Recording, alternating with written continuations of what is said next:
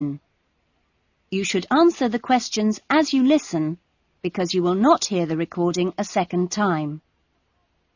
Now listen carefully to the conversation and answer questions 1 and 2. Good morning. MIC House Agency? Good morning. I'm ringing about the problems I've been having with my apartment. Yes, of course. If I can just take a few details first. What's your name? Paul Smiley. How do you spell that? Smiley. OK. And what's the address? Apartment 216 Rose Lane. Rose Lane. And that's in? In Newton. Oh, yes, I know the property. Could I just ask, how long is the lease? It's for 1 year. Huh? And you moved in? Last week, on 27th of June. Fine, thank you. Before the conversation continues, you have some time to look at questions 3 to 10.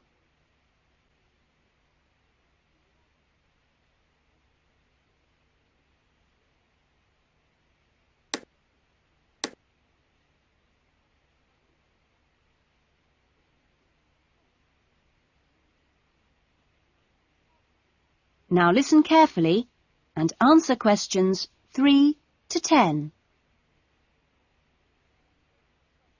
And what are the problems that you've been having? Well, no one thing is really dangerous or anything, but, it's just been building up. Yes, of course.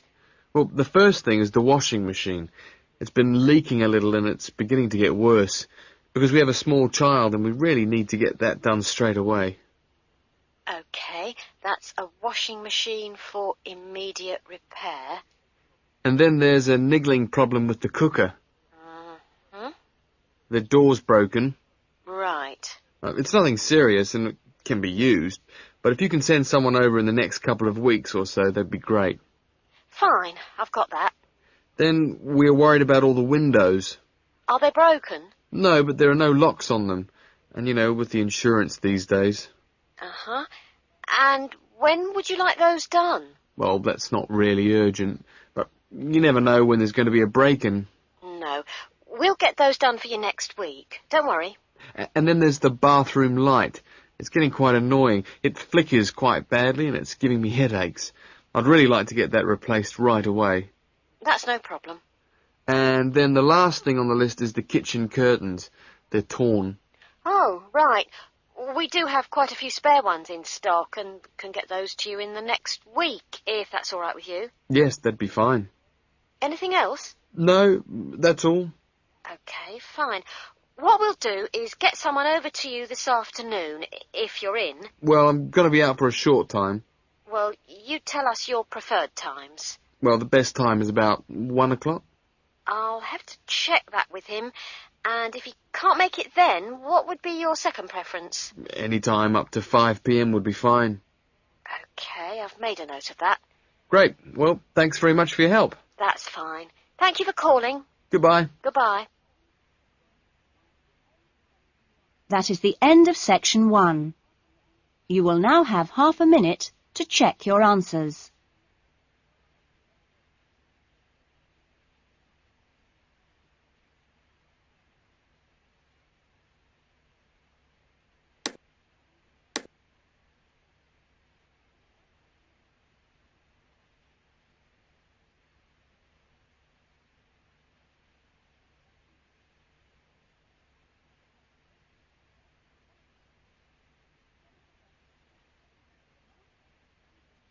Now turn to section 2. Section 2. You will hear a recreation officer at a holiday resort telling the guests about their accommodation and the activities available. First, you have some time to look at questions 11 to 15.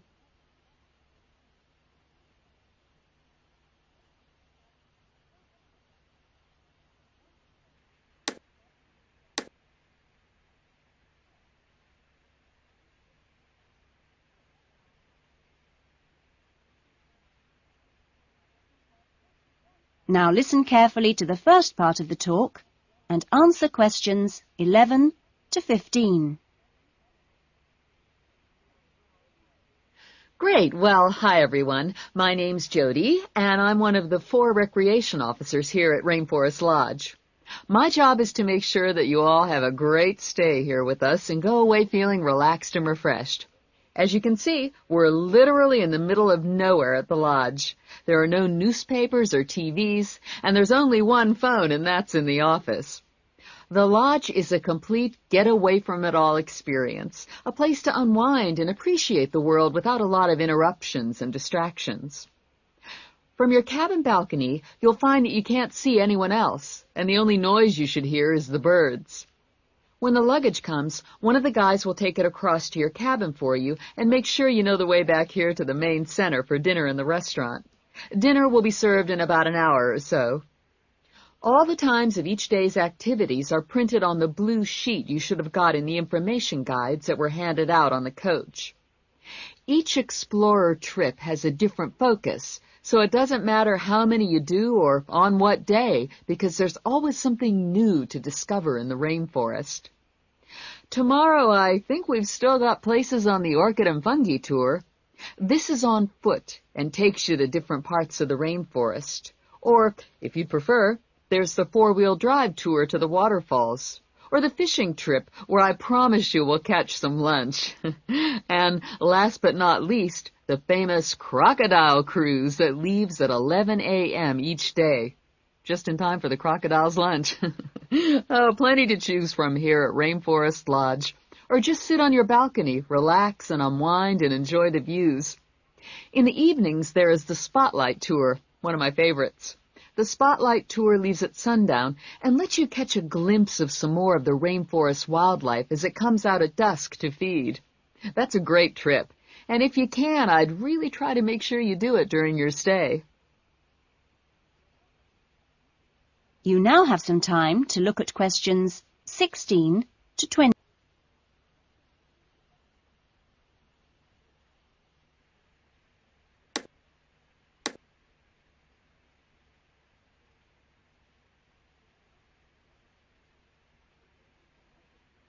Now listen to the rest of the talk and answer questions 16 to 20.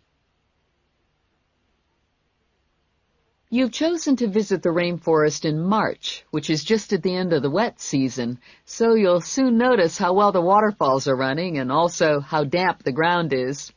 Things can tend to get a bit slippery, too, so if you didn't bring any walking boots, I'd advise you to hire some from the office. You'll also be much better off in long trousers rather than shorts, because they will give your legs more protection.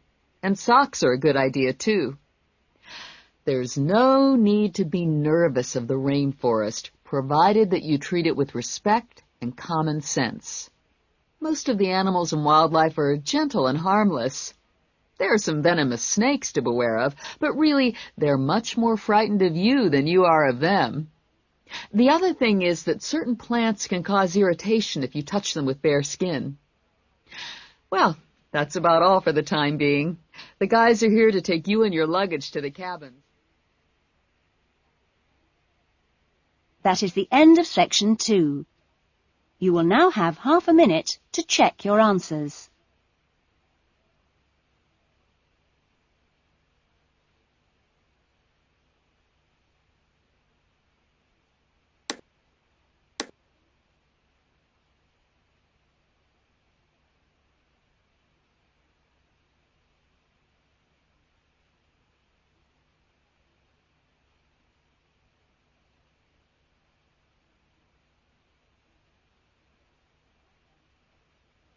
Now turn to section 3.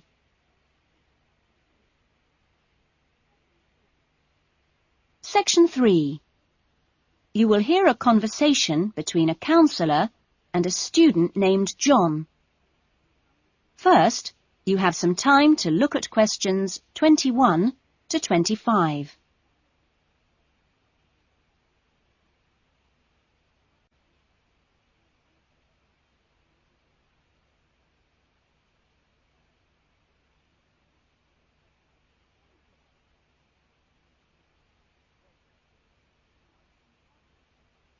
Now listen carefully to the conversation and answer questions 21 to 25.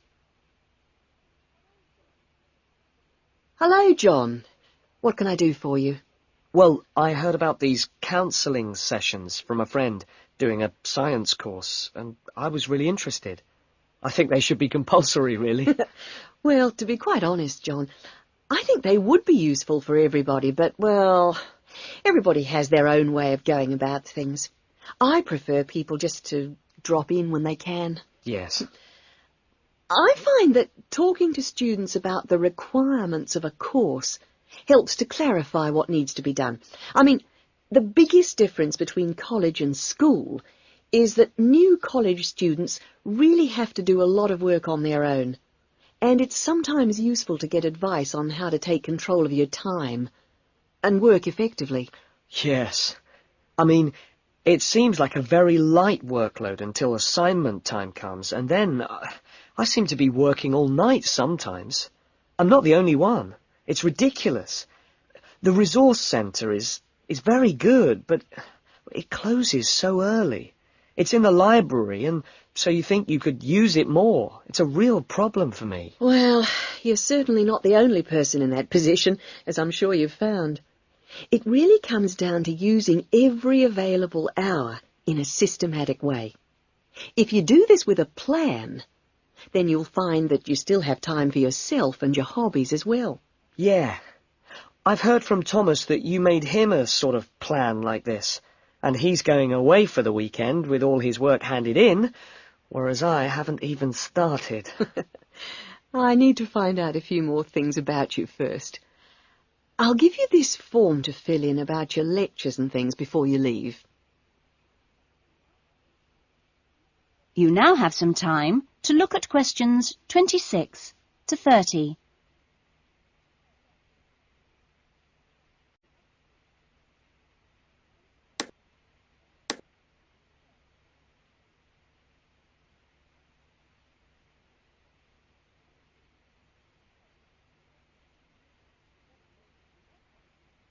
Now listen to the rest of the conversation and answer questions 26 to 30.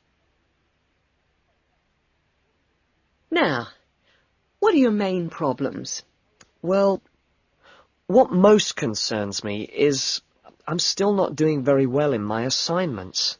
Well, I know that you plan your writing carefully, but this can come to nothing if the assignment doesn't answer the question. That really is the key. You must read the question carefully and give it a great deal of thought before you even start planning or writing your first draft. It's also vital to check your work for errors. Everybody makes them, and they can influence the person marking the work. So, always take time at the end to check what you've written. As far as listening is concerned, I find it hard to keep up sometimes in lectures, especially 2-hour ones. I sometimes just seem to go off into a dream. It's a good idea to find out from your lecturers if they mind you recording the lectures.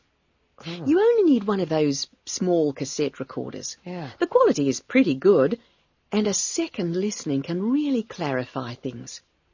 Something else you can do is check your notes with a friend after the lecture. Yes, that's a good idea. Thanks. It's hard to do all that all the time, though, especially when there's so much reading to do. Yes. It's important, though, not to confine yourself to reading on your subject. You should also read things of general interest that appeal to you. You know, novels, newspapers, that kind of thing. Do you have a good dictionary? Not really. I've never bothered with one. It would probably be a good idea to get one. Dictionaries aren't expensive, and they can help a lot. Also, you can underline or highlight new words, and then you've got a... That is the end of section 3. You will now have half a minute to check your answers.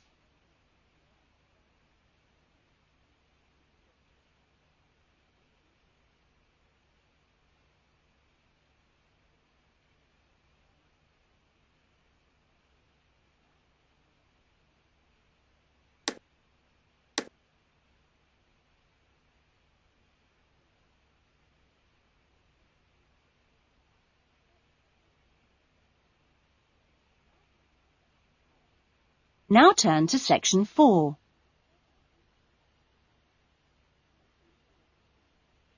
Section 4. You will hear a student talking about his research project in a university tutorial. First, you have some time to look at questions 31 to 40.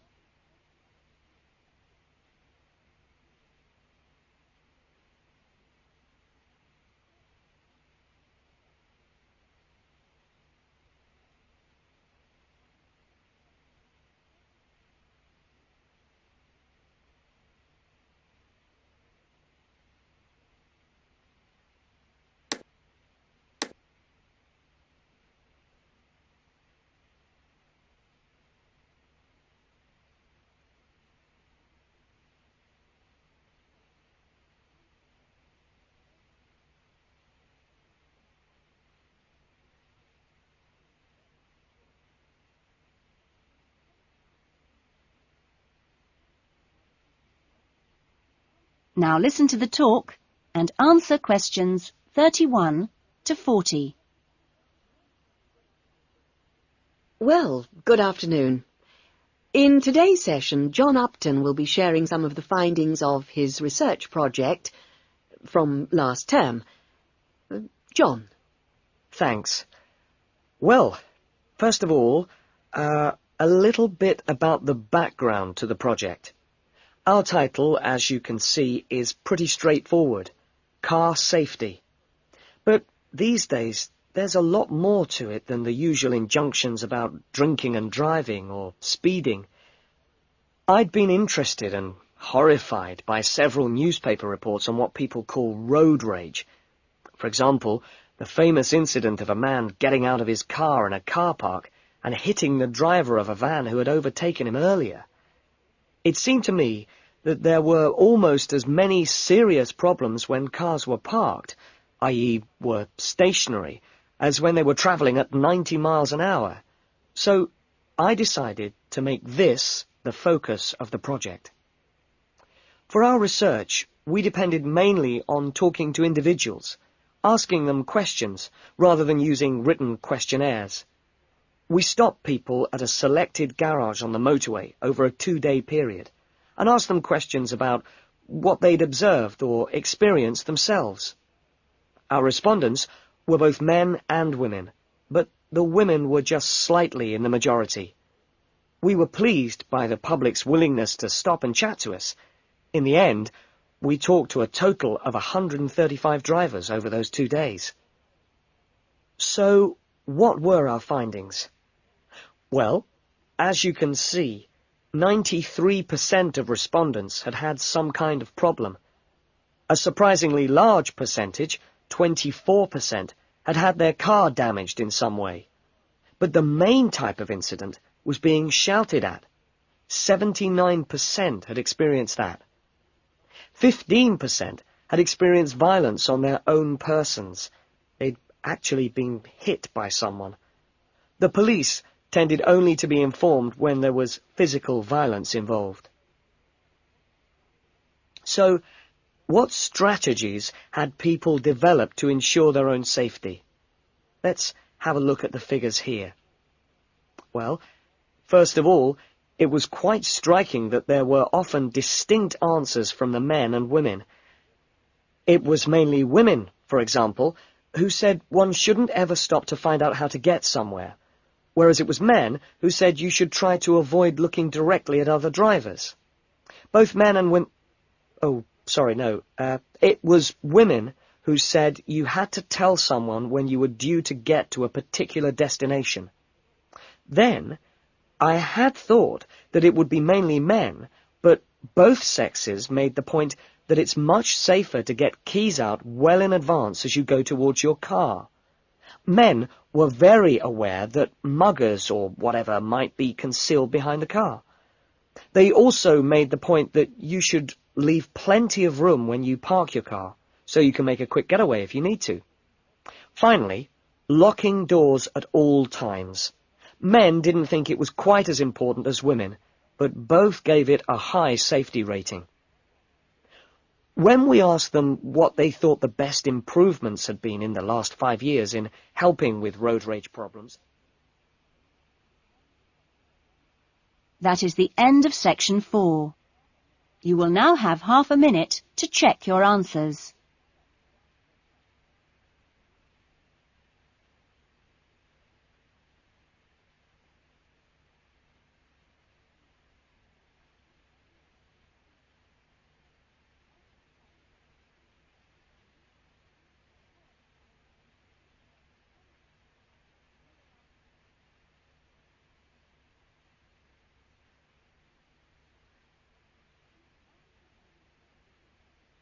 That is the end of the listening test. In the IELTS test, you would now have 10 minutes to transfer your answers to the listening answer sheet. That is the end of side 2.